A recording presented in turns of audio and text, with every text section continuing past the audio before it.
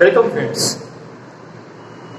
હું ફિરોઝ વિજ્ઞાન ફરી એક વખત મુસ્લિમ હાઈસ્કૂલ શાળા પરિવાર અને લાયન્સ એકેડમી વતી તમારું અમારી યુટ્યુબ ચેનલમાં હાર્દિક સ્વાગત કરું છું. દોસ્તો, આપણે ચેપ્ટર 1ના છેલ્લા પડાવ તરફ જઈ રહ્યા છીએ. ચેપ્ટર 1ની અંદર જે મુખ્ય વાત છે એ આ બે મુદ્દા પર આધારિત છે.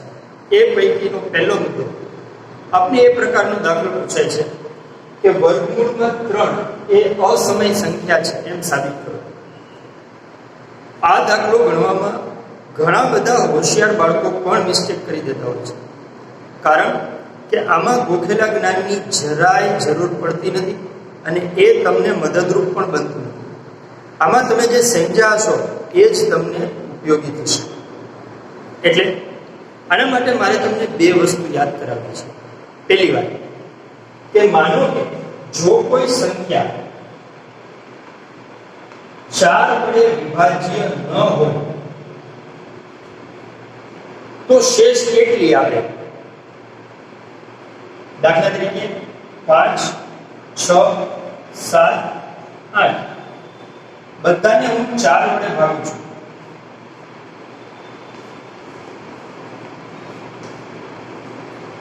તો 4 × 4, 4 × 4, 4 × 4, 4 × 4.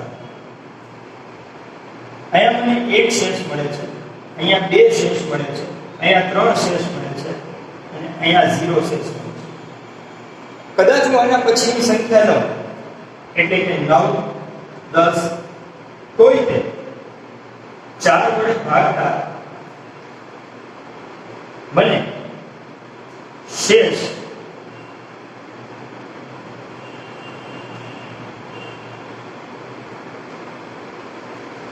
અહીંયા 1 બનશે, અહીંયા 2 બનશે.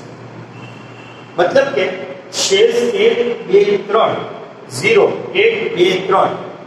મારો કહેવાનો મતલબ એમ છે કે જે સંખ્યા વડે તમે ભાગાકાર કરો છો એ સંખ્યાથી નાની શેષ મળશે, ત્યારે એ સંખ્યાથી મોટી શેષ મળશે નહીં. દાખલા તરીકે 4 વડે હું ભાગું છું તો મને શેષ 0 મળી શકે, 1 મળી શકે, 2 મળી શકે, 3 મળી શકે, પણ 4 કે 4 થી મોટી શેષ કદી પણ મળે નહીં. આ પહેલી વાત. આ છે યુક્લિડનું ભાગાકારનું મુખ્ય પ્રમેય, જેમાં આવો ઉલ્લેખ કરવામાં આવ્યો છે.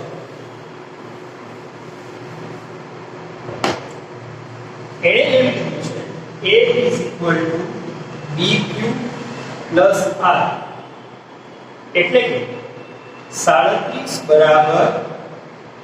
5 + 35 + 2. મતલબ કે આ જે શેષ છે એ કેવડી હોઈ શકે?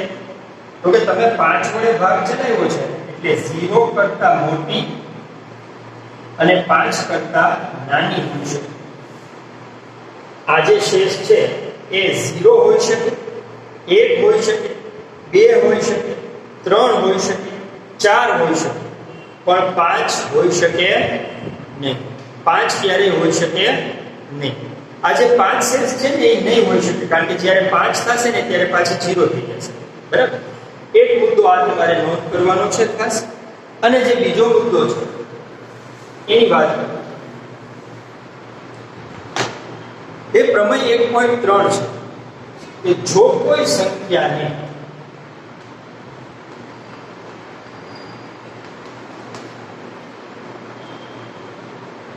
ત્રણ વડે નિશેષ ભાગી શકાય તો તે સંખ્યાના વર્ગને પણ 3 વડે નિશેષ ભાગી શકાય. એ તો સામાન્ય વાત છે. દાખલા તરીકે 6 ને આપણે 3 વડે નિશેષ ભાગી શકીએ છીએ, માટે 6 નો વર્ગ 36 એને પણ આપણે 3 વડે નિશેષ ભાગી શકીએ છીએ. આથી ઉલટું, જો કોઈ સંખ્યાના વર્ગને 3 વડે નિશેષ ભાગી શકાય તો તે સંખ્યાને પણ 3 વડે નિશેષ ભાગી શકાય. દાખલા તરીકે 36 ને 3 વડે ભાગીએ એટલે 9 મળે. સોરી 12 તો 36 નું વર્ગમૂળ 6 ને પણ 3 વડે ભાગીએ તો 2 મળે. દાખલા તરીકે 81 ને 9 વડે ભાગીએ સોરી 3 વડે ભાગીએ તો 27 મળે. 81 નું વર્ગમૂળ 9 એને 3 વડે ભાગીએ તો 3 મળે. એટલે મારો કહેવાનો મીનિંગ એમ છે કોઈ સંખ્યાના વર્ગને તમે 3 વડે ભાગી શકો તો એનો જે દાખલા તરીકે 6 નો વર્ગ 36 છે 36 3 વડે વિભાજ્ય હોય તો 6 પણ 3 વડે વિભાજ્ય હોય અને હોય છે. આ બે મુદ્દા મેં તમને કીધા. ફરી પાછા રિપીટ કરું. પહેલું, કોઈ પણ સંખ્યાની શેષ જેના વડે ભાગ ચાલે છે એટલે કે ભાજ્ય ભાગફળ આપણે કહીએ છીએ ને ભાજ્ય બરાબર ભાજક ગુણ્યા ભાગફળ વત્તા શેષ. આ ઈ છે આપણે જે લખ્યું હતું a બરાબર bq પ્લસ r. પણ અહીંયા જે r છે ને એ ક્યારેય પણ ભાજકથી મોટો હશે નહીં. પહેલી વાત. બીજી વાત, જો કોઈ સંખ્યા એનો વર્ગ 3 વડે વિભાજ્ય હોય તો તે સંખ્યા પણ 3 વડે વિભાજ્ય હોય. આ બે વસ્તુને લઈ અને હવે આપણે આની સાબિતી આપવાની કોશિશ. બહુ સિમ્પલ છે. બધા જ દાખલા એક જ જેમ ચાલશે. થોડુંક ધ્યાન આપશો તો આ દાખલો તમને અચૂકપણે આવડશે. આ દાખલો એવો છે દોસ્તો, આ તમને જે 12 લાખ વિદ્યાર્થીઓ ધોરણ 10 ની પરીક્ષા આપતા હોય છે, જો આવા દાખલા તમને આવડશે ને તો તમે તે 12 લાખની રેસમાંથી આગળ નીકળી જશો અને તમારી સાથે કોમ્પિટિશનમાં માત્ર 2 લાખ બાળકો જ રહેશે. જુઓ, આ દાખલાનો જવાબ આપણે અનિષ્ટા પ્રતિનિધિ આપીશું. એટલે કે ધારો કે વર્ગમૂળમાં 3 એ સમય સંખ્યા છે. પહેલા જ આપણે એવું ધારી લીધું કે આ અસમય સંખ્યા નથી, આ સમય સંખ્યા છે. હવે આપણે જાણીએ છીએ કોઈ પણ સમય સંખ્યાને p ના છેદમાં q સ્વરૂપમાં દર્શાવી શકાય છે. Therefore વર્ગમૂળમાં 3 બરાબર p ના છેદમાં q, અથવા p ના છેદમાં q નો લેવું હોય અને a ના છેદમાં b લેવું હોય તો લઈ શકાય. a ના છેદમાં b. પણ અહીંયા એક મહત્વની વાત એ છે કે a b કેવા હશે? a અને b અવિભાજ્ય સંખ્યા છે તથા તેમનો કોઈ સામાન્ય અવયવ નથી. એટલે કહેવાનો મતલબ એમ થયો કે આ 3 ના છેદમાં 5 હોય, 5 ના છેદમાં 7 હોય, એ બેમાં પછી છેદ ઉડતા નથી. કોઈ વસ્તુ a અને b માં સામાન્ય અવયવ છે નહીં. આવી આપણે ધારણા કરી. હવે બે ની આ બાજુ લઈએ. વર્ગમૂળમાં 3b બરાબર 1, બંને બાજુ વર્ગ કરીએ. 3b વર્ગ બરાબર a વર્ગ. જોજો ધ્યાનથી, 3b વર્ગ બરાબર a વર્ગ. હવે a વર્ગ બરાબર 3 અને b વર્ગ લખાતું હોય તો એનો મતલબ એમ થયો કે 3 છે એ a વર્ગનો એક અવયવ છે. થાય ને? કેમ? તો દાખલા તરીકે આપણે એમ કહીએ 35 બરાબર 7 પંચા 35, તો 7 35 નો અવયવ કહેવાય ને, અને 5 35 નો અવયવ કહેવાય. એ જ રીતે a વર્ગ બરાબર 3b વર્ગ છે, એનો મતલબ એવો થયો કે 3a a વર્ગનો એક અવયવ છે. ખરું ને? હવે બરાબર 3 એ a વર્ગનો એક અવયવ છે. હમણાં આપણે શું કીધું? જો કોઈ સંખ્યા એના વર્ગનો અવયવ હોય તો એ સંખ્યાનો પણ અવયવ હોય. તેથી પ્રમેય 1.3 પ્રમાણે 3 a વર્ગનો અવયવ હોય તો 3a એનો પણ અવયવ હોય.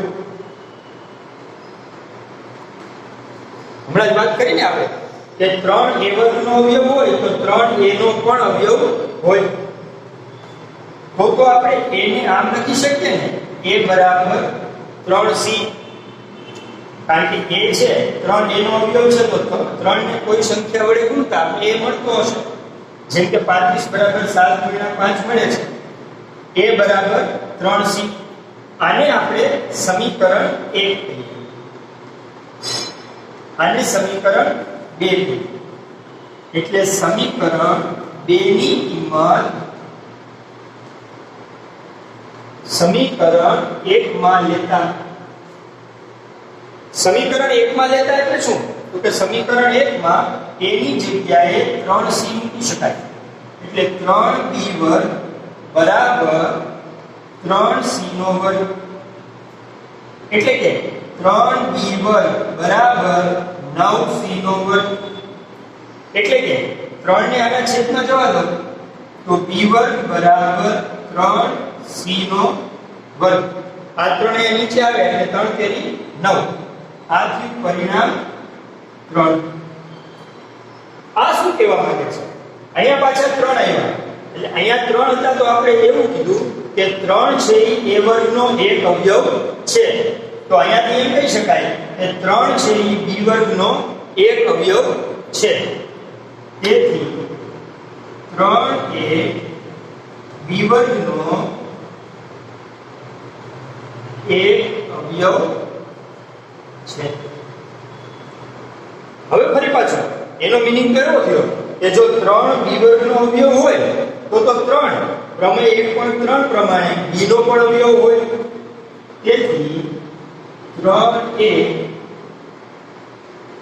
b નો અવયવ થાય. અરે આ આપણે શું લખ્યું? જો 3 એ b નો અવયવ છે.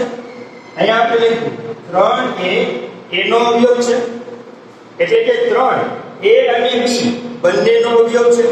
હે ને? 3 a અને b બંનેનો અવયવ છે. તો 3 a અને b બંનેનો અવયવ છે. અહીંયા આપણે શું કીધું? તેમનો કોઈ સામાન્ય અવયવ નથી. તેમનો કોઈ સામાન્ય અવયવ નથી. અહીંયા આપણે એમ કહીએ છીએ 3a નો પણ અવયવ છે, 3b નો પણ અવયવ છે. અહીંયા આપણે એમ કહીએ છીએ કે તેમનો કોઈ સામાન્ય અવયવ નથી. મતલબ કે આપણે જે ધાર્યું હતું એના કરતાં અહીં વિરોધાભાસ મળે છે, નેગેટિવ મળે છે. આ જે વિરોધાભાસ છે એ આપણી ધારણાને ખોટી પાડે છે. આપણી કઈ ધારણાને ખોટી પાડે છે? કે વર્ગમૂળમાં 3 સમય સંખ્યા છે એ ધારણા આપણી ખોટી છે. તો કઈ ધારણા સાચી છે? આ ધારણા ખોટી છે. માટે વર્ગમૂળમાં 3 એ અસમય સંખ્યા છે એ વાત સાચી છે. અહીંયા 3 સ્ટેપ લખવાના છે. નીચે અહીંયા હું ફરી પાછું આટલું રફ કરીને લખું છું. પહેલા 2 સ્ટેપ અહીંયાથી કાઢી નાખું. પછી આવશે 3 એ a અને b નો અવયવ છે. પણ a અને b ને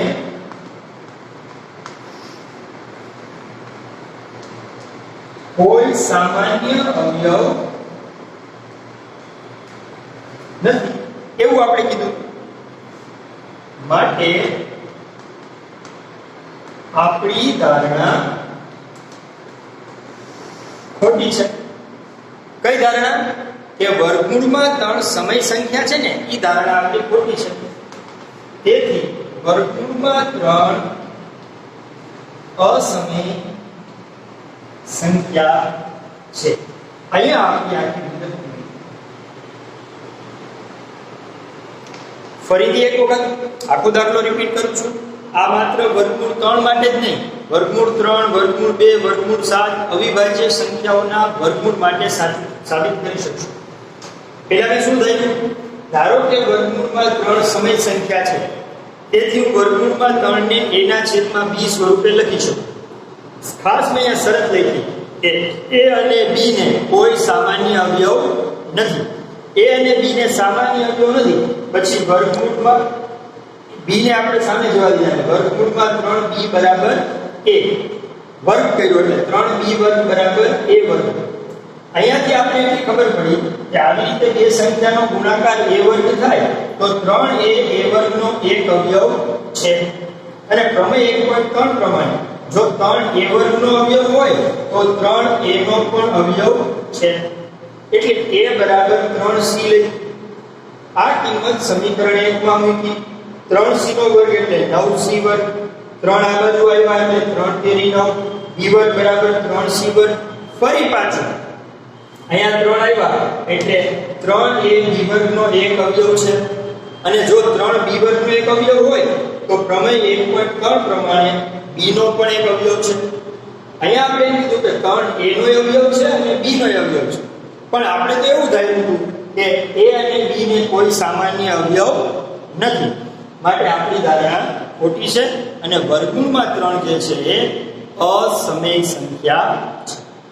બહુ સિમ્પલ છે. એકને દાખલો બે ત્રણ વખત ગણશો તોય મગજમાં બેસી જશે. મુખ્ય આધાર શું આવ્યો એનો કે વર્ગમૂળ કોઈ સંખ્યા વર્ગનો અવયવ હોય તો એની મૂળ સંખ્યાનો પણ અવયવ હોય.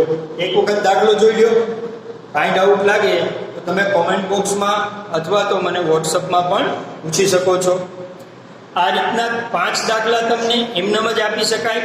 સાબિત કરો કે વર્ગમૂળમાં 5, વર્ગમૂળમાં 7, વર્ગમૂળમાં 11, વર્ગમૂળમાં 13, વર્ગમૂળમાં 17 એ અસમય સંખ્યાઓ છે. જોઈ લીધું ને દોસ્તો? બહુ સિમ્પલ દાખલો છે, પણ આ અમૂર્તથી મૂર્ત તરફ લઈ જતો દાખલો છે. આ દાખલાને બરાબર મગજમાં ઉતારવાનો, ધ્યાનથી સમજવાનો. કાંઈ ન સમજાય તો મને હજી એક વખત તમે પૂછજો. વર્ગમૂળ વાળો હજી એક દાખલો છે જે આપણે આના પછીના લેક્ચરમાં જોઈશું. આજ માટે આટલું જ રાખીએ છીએ. આવા દાખલા હોમવર્કમાં કરજો. બધાને ઓલ ધ બેસ્ટ અને બધાને ફિરોઝ વિદ્યાની તરફથી જય હિન્દ, જય ભારત.